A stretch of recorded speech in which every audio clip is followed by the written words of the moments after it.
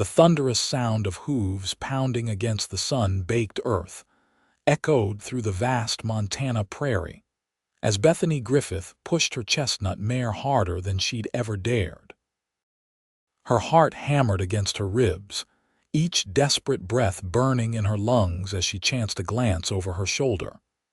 He was still there, the dark silhouette of a man whose face she'd never forget, gaining ground with every passing second. Montana Territory, 1875. The promise of a new life had brought Bethany west after the war took everything from her in Virginia. At 24, she'd believed the worst was behind her. Now, with the wind whipping her copper hair free from its pins and the relentless pursuit at her back, she knew how wrong she'd been. "Come on, Maple," she urged her horse, leaning low over the mare's neck. The tall grass parted like a golden sea before them, the distant tree line of Rattlesnake Creek offering the only hope of cover. The shot came without warning, a single crack that split the afternoon air. Bethany flinched, waiting for pain that never came. Instead, the sound of pursuit faltered.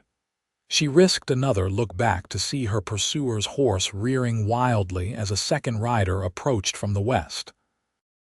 "He won't chase again," the newcomer called out, his voice carrying across the field like thunder. Bethany pulled Maple to a halt, her chest heaving as she watched the scene unfold. Her pursuer wheeled his horse around and galloped away, clutching his shoulder. The man who had fired the shot approached slowly, his Winchester rifle held loosely across his saddle. As he drew closer, Bethany could make out his features' sun-bronzed skin, watchful hazel eyes beneath the brim of a worn Stetson, and a strong jawline shadowed with several days' growth of beard. He couldn't be much older than 30, though the lines around his eyes suggested years spent squinting into the harsh prairie sun. "You all right, madam?" he asked, tipping his hat. "Yates Thornton. I run cattle about 5 miles west of here." Bethany straightened her spine, willing her trembling hands to still. "Bethany Griffith, I'm fine, thanks to you." She glanced in the direction her pursuer had fled. "That was Silas Hayward. He works for the railroad company." Yates Thornton's expression darkened. "I know who he is." "The question is, why was he chasing you like that?" Bethany hesitated, unsure how much to reveal to this stranger. Yet something in his steady gaze made her want to trust him. "I have information that could stop the railroad from cutting through Silverwater Valley," she finally said.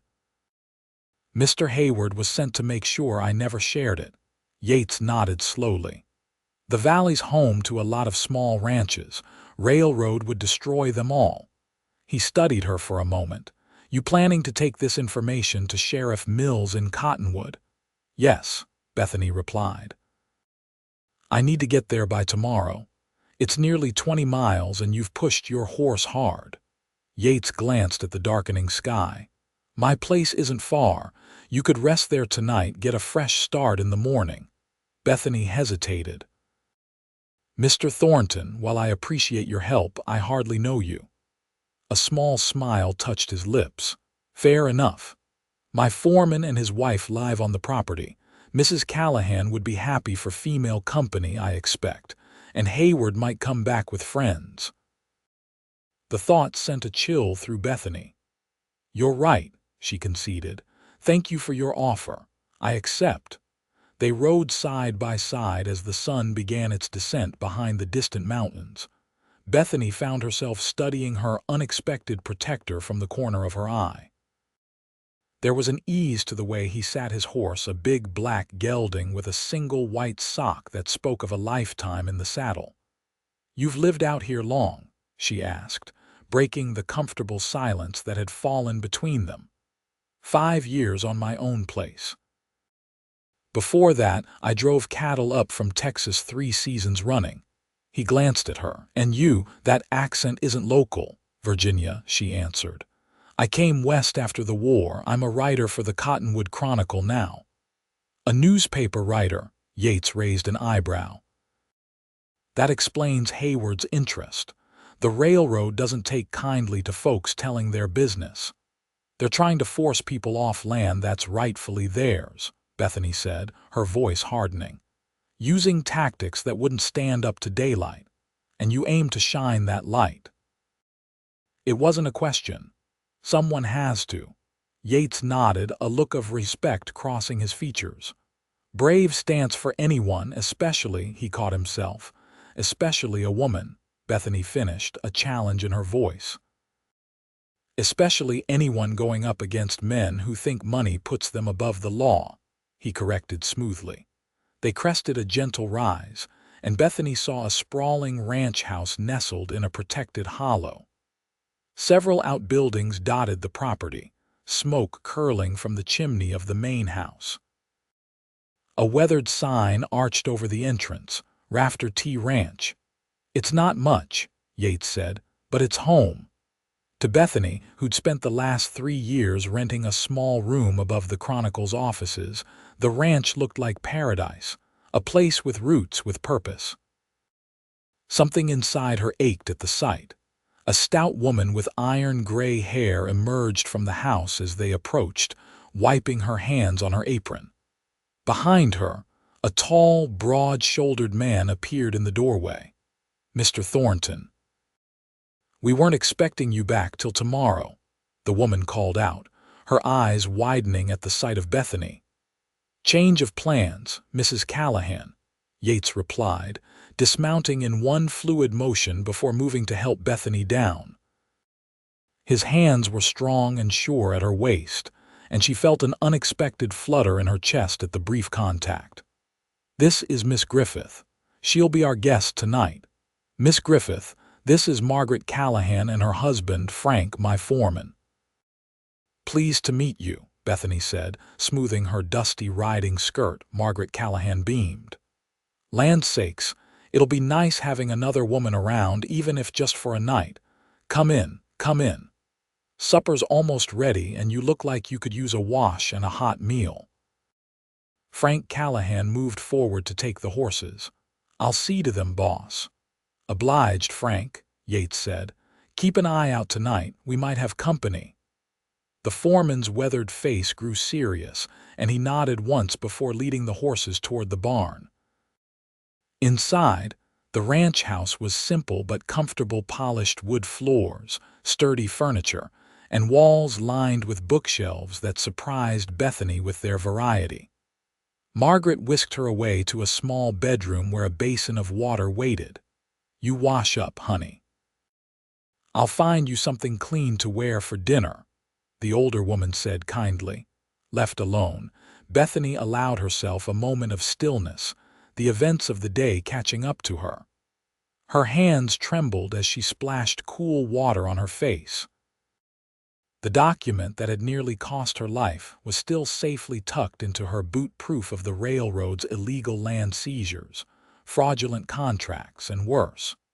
When she emerged, wearing a borrowed dress that was slightly too large, Yates was standing by the fireplace. He'd removed his hat and duster, revealing broad shoulders and hair the color of dark honey. He turned at her entrance, and something in his expression made her heart skip. "Feel better?" he asked. "Much, thank you." She gestured to the bookshelves. "I wouldn't have taken you for a reading man, Mr. Thornton." A smile touched his eyes. "There's not much to do out here during winter storms. Books make good company." He pulled a volume from the shelf. "Whitman, ever read him?" Bethany smiled. "I am large, I contain multitudes," she quoted. Surprise and pleasure crossed his face. "A newspaper writer who knows her poetry. You're full of surprises, Miss Griffith." Dinner was a simple but hearty affair: venison stew, fresh bread, and apple pie that Margaret proudly announced had been made with fruit from their own small orchard. The conversation flowed easily, with Frank sharing stories of the ranch's early days and the struggles of their first season. "If not for the boss standing down the Blackwater gang that first winter, we wouldn't be sitting here today," Frank said, respect evident in his voice. Yates shook his head. Frank gives me too much credit. It was his straight shooting that convinced them to find easier pickings. Blackwater gang? Bethany asked. Cattle thieves, Margaret explained. Terrorized half the territory before the Rangers finally broke them up last year. As the evening wore on, Bethany found herself increasingly drawn to her host. There was a quiet strength to Yates Thornton, a thoughtfulness behind his words that was rare in her experience. When their eyes met across the table, something warm and unfamiliar bloomed in her chest. After dinner, with Margaret and Frank retired to their cabin nearby, Bethany and Yates sat before the fire. The crackling flames cast dancing shadows on the walls as she explained the full extent of her discoveries about the railroad's activities. They've been forging signatures claiming that ranchers sold their land when they've done no such thing, she said. When that doesn't work, accidents happen. 3 homesteads burned in the past month. One man was found trampled by his own horses. And you can prove this? Yates asked. Bethany pulled the document from her boot.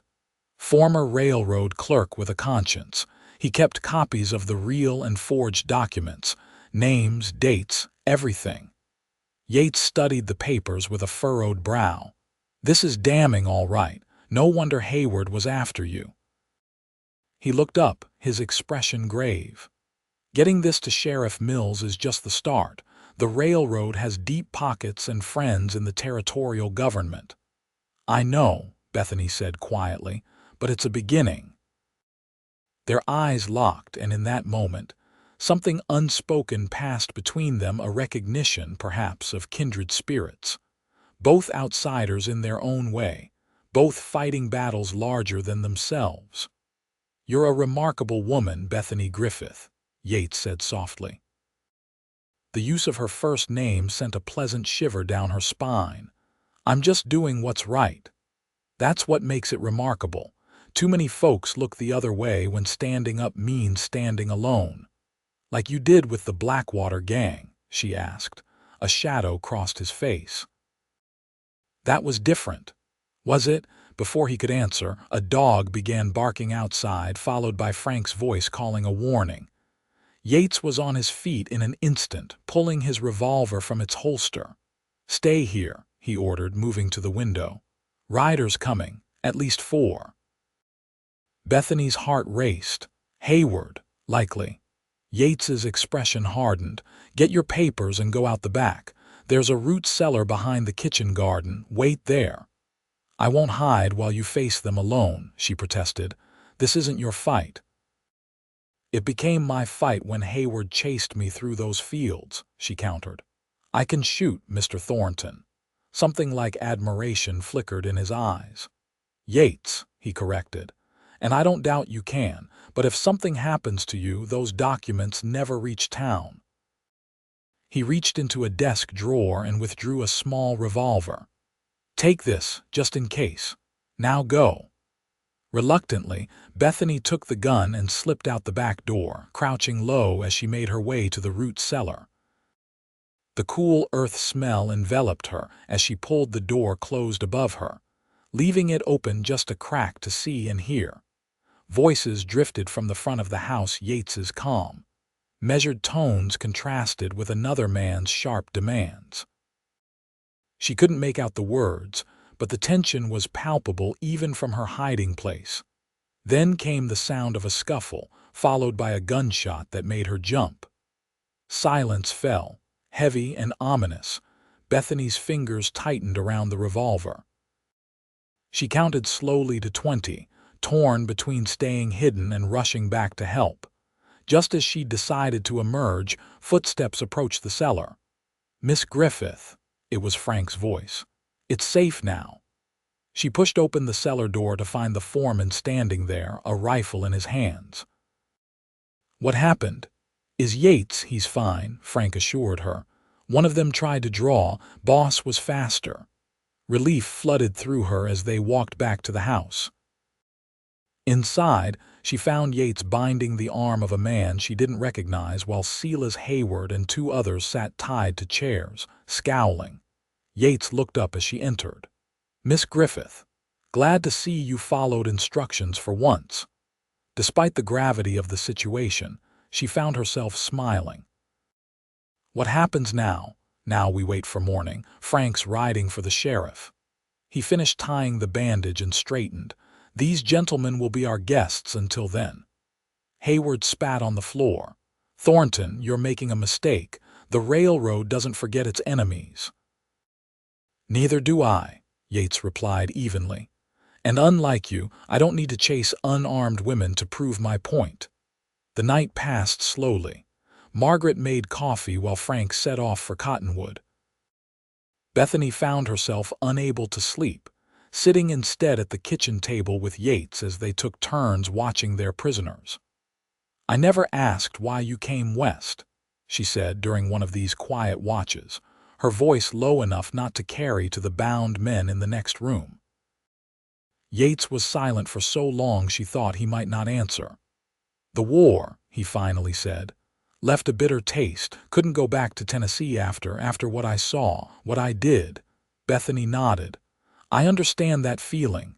Do you?" His eyes searched hers. "My father and 2 brothers fought for Virginia. None came home." She traced the grain of the wooden table with her finger. "Our home was burned during the Petersburg campaign. There was nothing left to stay for."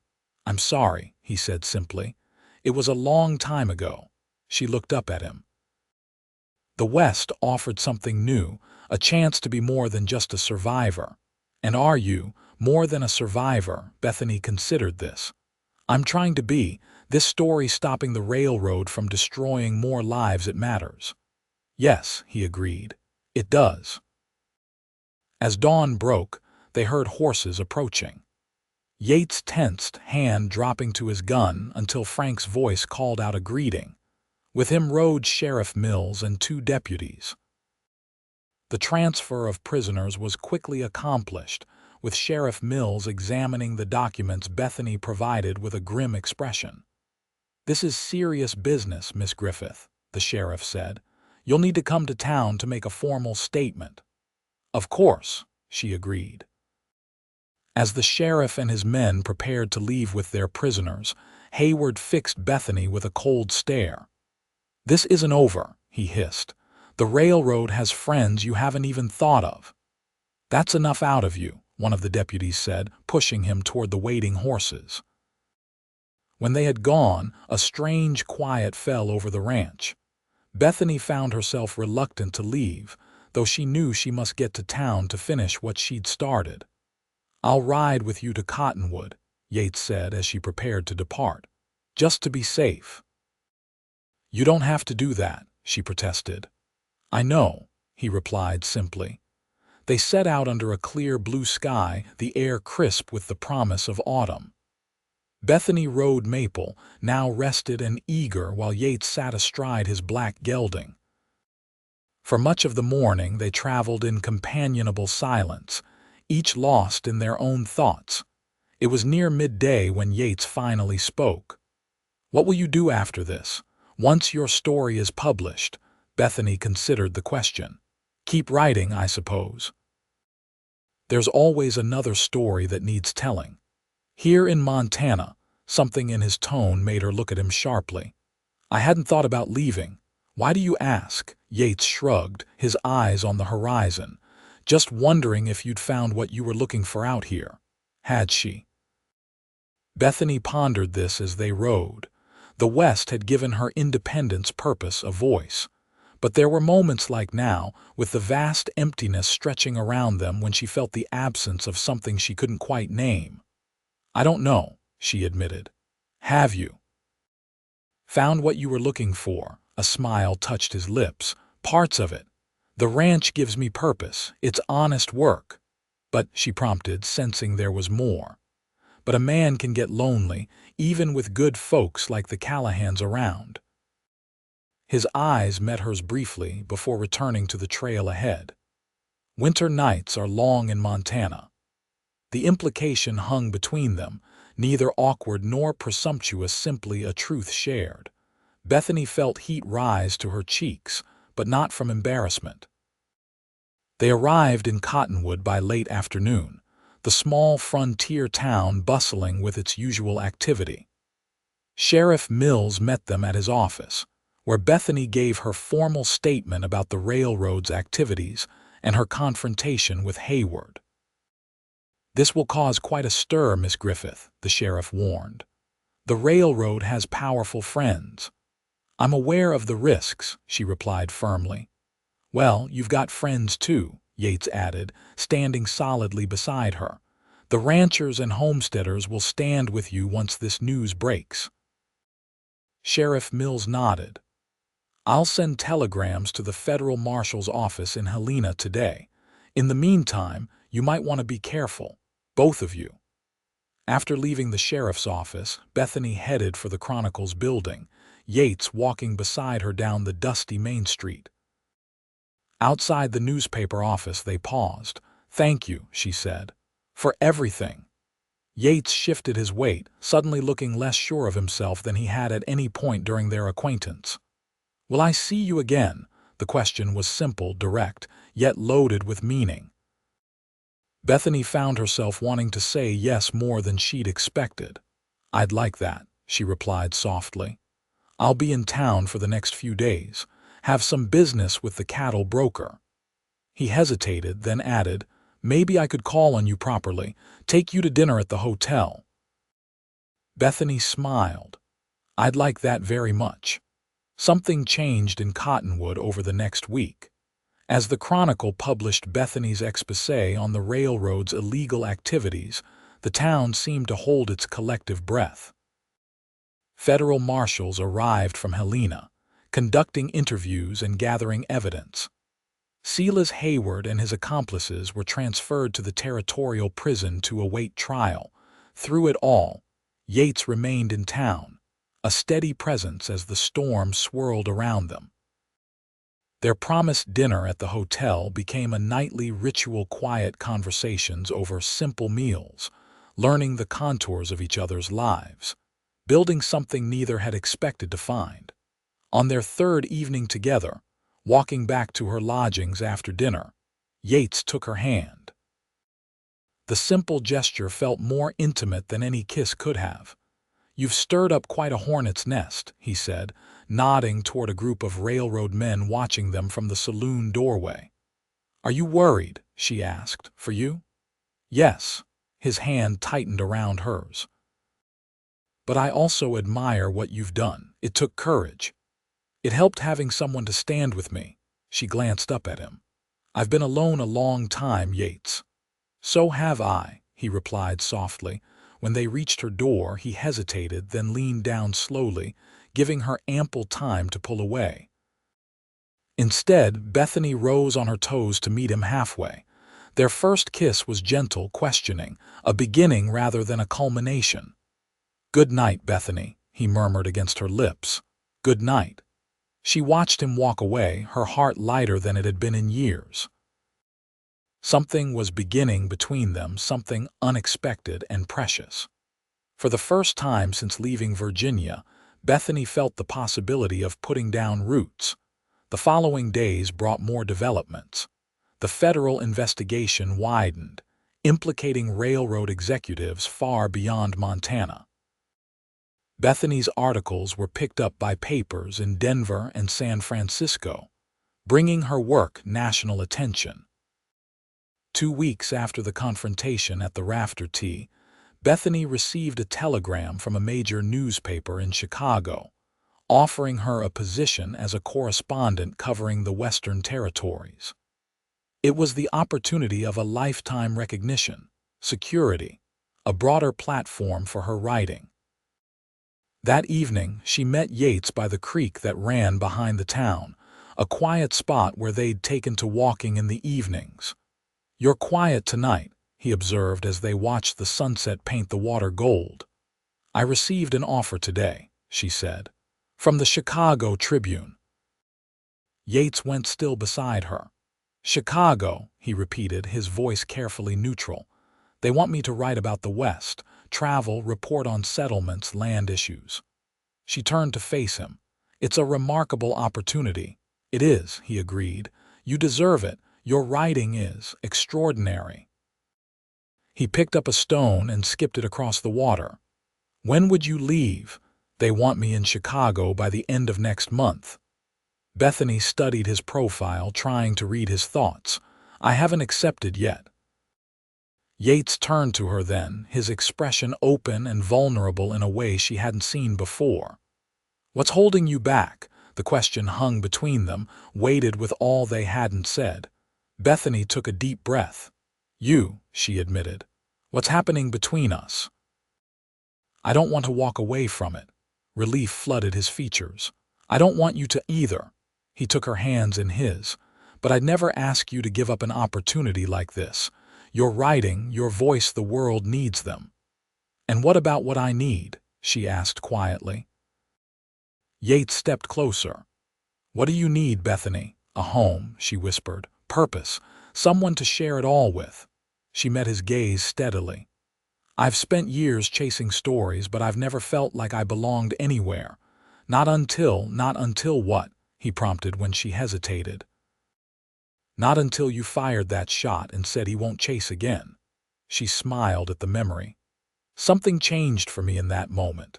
Like I'd been running so long I'd forgotten what it felt like to stand my ground." Yates pulled her gently into his arms. "I felt it too. Watching you ride across that field, so brave and determined. I knew you were someone special." They stood together as the last light faded from the sky, possibilities unfurling before them like the stars appearing overhead. "Maybe there's a middle path," Yates said finally. "The ranch is only a day's ride from the railroad stop. You could write from there, travel when needed." Hope bloomed in Bethany's chest. "You'd be willing to try that?" "I'd be willing to try anything that means not losing you." His voice was rough with emotion. "I know it's fast, what's growing between us, but I also know it's real." "It is," she agreed, "frighteningly real." The next morning, Bethany sent a carefully worded telegram to Chicago, proposing that she serve as their Montana and Wyoming correspondent, based in the territory rather than in the city. She spent the following days in a state of nervous anticipation, continuing her work at the Chronicle while waiting for their response. A week passed before the answer came. "Proposal accepted. Stop. Send first dispatch by October. Stop. Congratulations, Griffith. Stop." She ran all the way to the livery where Yates was negotiating cattle prices, waving the telegram as she burst through the door. "They said yes," she exclaimed, not caring about the curious stares from the other men present. Yates excused himself and led her outside, his face breaking into a wide smile as she explained the arrangement. "So you're staying in Montana," he said, his relief evident. "I am." Bethany took a deep breath. "But there's something else we need to discuss." He raised an eyebrow. "That sounds serious." "It is." She straightened her shoulders. "If I'm going to be based at the Rafter Tea, writing and traveling from there, well, propriety would suggest certain arrangements." A slow smile spread across Yates's face. "Miss Griffith, are you proposing marriage to me?" "I'm suggesting it might be a practical consideration," she replied primly, though her eyes danced with mischief. Yates threw back his head and laughed, a full, joyous sound that turned heads up and down the street. Then, to Bethany's astonishment, he dropped to one knee right there in the dust of Cottonwood's Main Street. "Bethany Griffith, you are the most remarkable woman I've ever known. You're brave and brilliant and beautiful, and if you'll have me, I'd be honored to call you my wife." Tears sprang to her eyes. "Yates Thornton, that is the most romantic practical consideration I've ever received. Yes, I'll marry you." He rose and swept her into his arms, kissing her thoroughly, heedless of the whoops and hollers from onlookers. "Well now," Sheriff Mills's amused voice broke through their moment, "I suppose congratulations are in order." They turned to find the sheriff watching them with a twinkle in his eye, along with half the town, it seemed. "Thank you, Sheriff," Yates said, keeping his arm firmly around Bethany's waist. "We're just making it official." "About time," the lawman replied. "Town's been placing bets on when you two would figure things out." Bethany blushed. "Has everyone been watching us, small town Miss Griffith?" "Not much escapes notice." The sheriff tipped his hat. "For what it's worth, I think you make a fine pair." The wedding took place 3 weeks later on the Rafter Tea Ranch. It was a simple affair, Margaret Callahan's fine cooking, neighbors from surrounding ranches, and wildflowers picked from the prairie arranged in mason jars. Bethany wore a new blue dress ordered from the mercantile, with Margaret's lace shawl as her something borrowed. As she stood beside Yates before the circuit-riding preacher, reciting vows that would bind their lives together, Bethany marveled at the journey that had brought her here. From the ruins of her Virginia home to the newspaper office in Cottonwood to this moment, a path she could never have imagined but now couldn't imagine differently.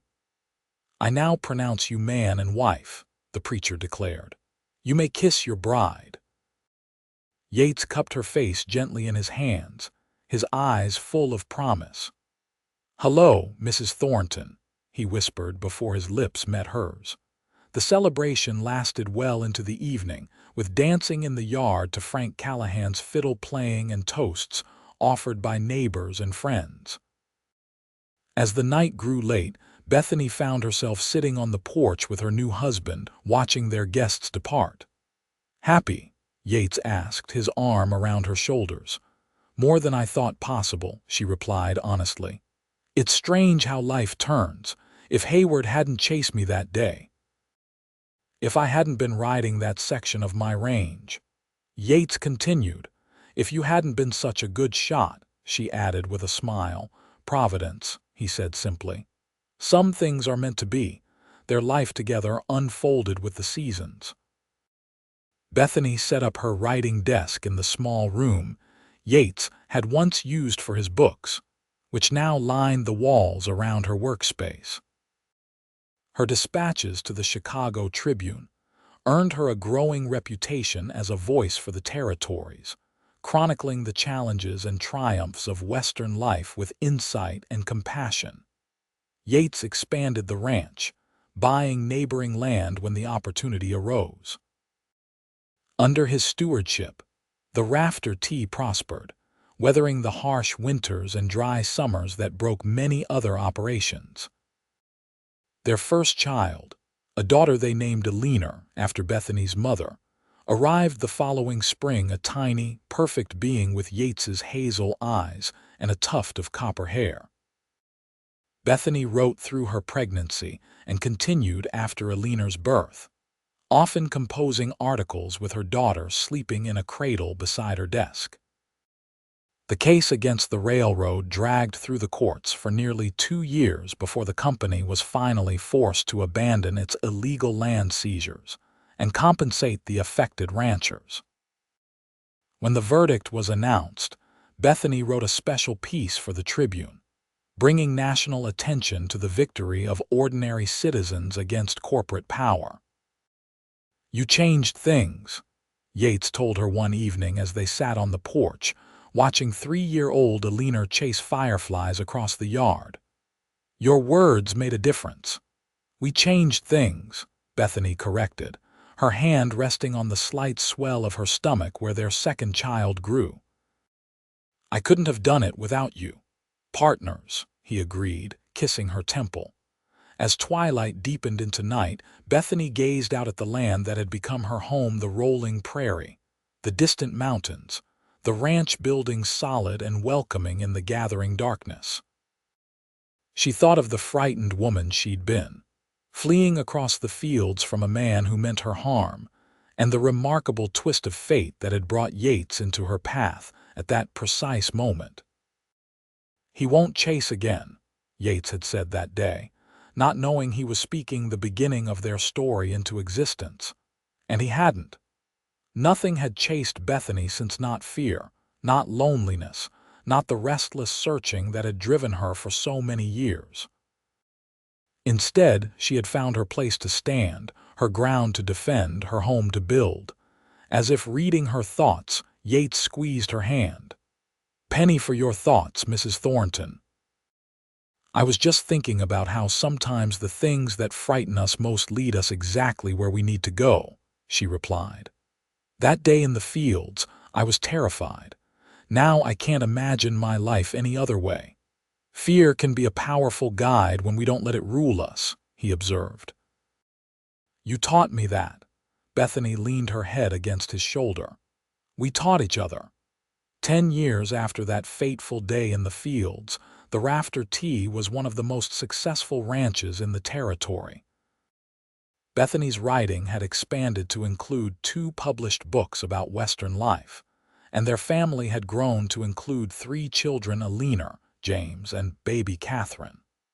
On the anniversary of their first meeting, Yates took Bethany riding to the very spot where he had intercepted Hayward's pursuit. The prairie was in full bloom, wildflowers painting the landscape in swaths of color. "I remember being so scared," Bethany said as they dismounted. "My heart was pounding so hard I thought it might burst." "Mine too," Yates admitted. "The moment I saw you, this flame-haired woman racing across the fields with such determination, something in me knew." "Knew what?" she asked, though after a decade together, she thought she knew the answer: that my life was about to change forever. He pulled her into his arms. "That everything I'd been looking for without knowing it was right there in front of me. Even though I brought nothing but trouble to your doorstep," she teased, "the best kind of trouble." He kissed her softly. "The kind that turns into a life worth living." As they rode back to the ranch, side by side as they had been from the beginning, Bethany reflected on the story they had written together, a story of courage and faith, of taking chances and standing ground, of finding home in unexpected places. It was, she thought, the best story she would ever tell. When they crested the final hill, and the ranch came into view, the house expanded now to accommodate their growing family. The barns and corrals full of life. The garden Margaret had started now flourishing under Bethany's care. A familiar sense of rightness settled over her. This was where she belonged, where they belonged together. "Race you home," Yates suggested with a boyish grin. Bethany laughed, already urging her horse forward. "You'll have to catch me first." As they galloped across the fields toward home, the past and present seemed to merge, the frightened woman fleeing danger, becoming the joyful wife racing toward the future she had helped create. The circle was complete. And in the golden light of late afternoon, with the man she loved riding beside her and their life waiting just ahead, Bethany knew with absolute certainty that some chases ended exactly as they should, not in capture, but in freedom. Not in fear, but in love. He had fired once and said, "He won't chase again." But in doing so, Yates Thornton had started a chase of his own, the lifelong pursuit of building something beautiful together, a journey without end that somehow felt like coming home with every step. It was, Bethany thought as they reached the ranch yard together, laughing and breathless, the perfect way for their story to unfold, not as a single moment of rescue, but as 1,000 moments of choosing each other, day after day, through all the seasons of their shared life. And she wouldn't have changed a single word.